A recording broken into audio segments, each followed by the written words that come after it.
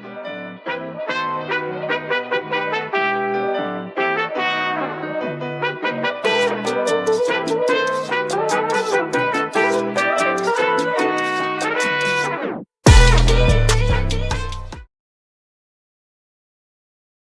this little video, I would like to discuss the linear relationship between the mass in kilogram for various fundamental particles or non-fundamental particles.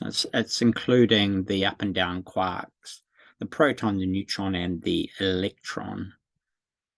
And the relationship with the proximity to the singularity, so that center point within the structure of an atom. So I'm saying that's the inertial frame of reference that I'm using, kind of like a black hole within that single atom, or a white hole if you prefer to look at it that way, because it is really a framework in which you can explore features of atoms in an atomic relativity, kind of like general relativity, but we're just really looking at one atom at a time in a monoatomic setting.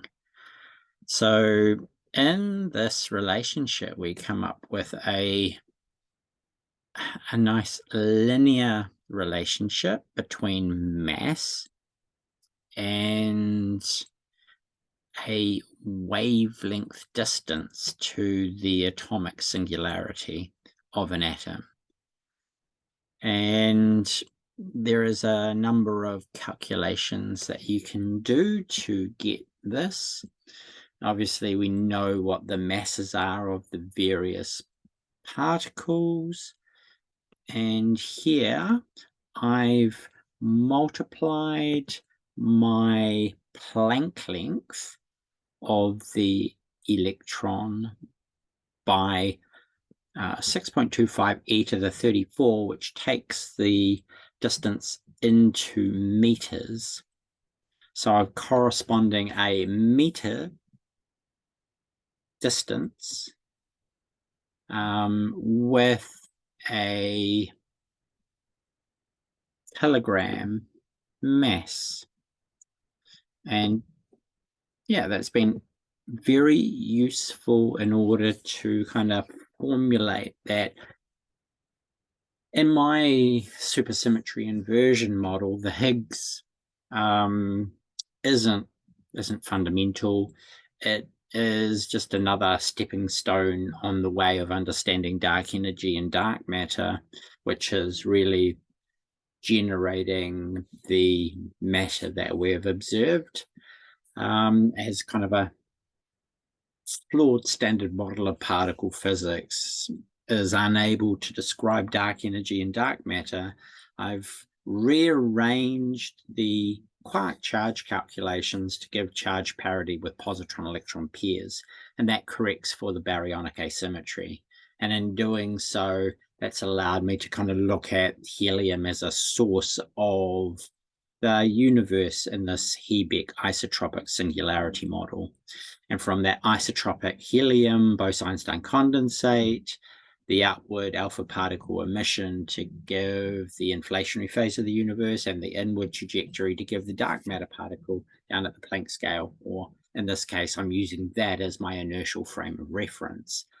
The reference between the singularity and the positioning relative to that for the quarks and for the proton and neutron and the electron.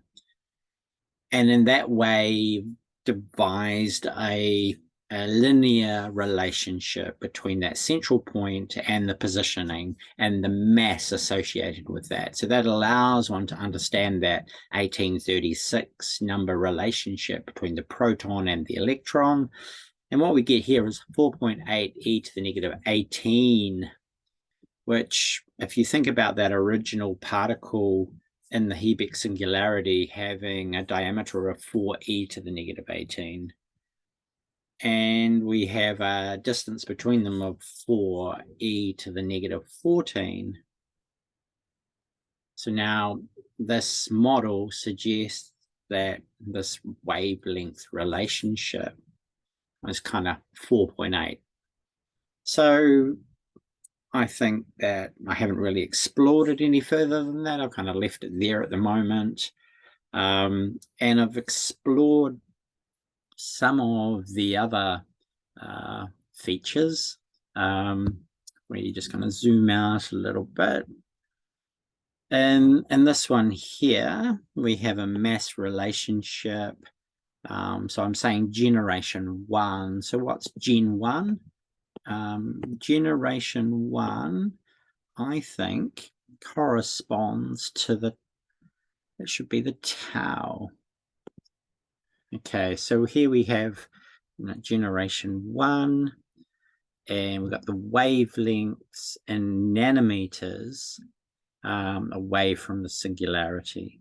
So the calculations I've done, 1 over ME, so the energy is I've inverted, and then I've used the Planck scale divided by the speed of light, and then I've multiplied the Planck scale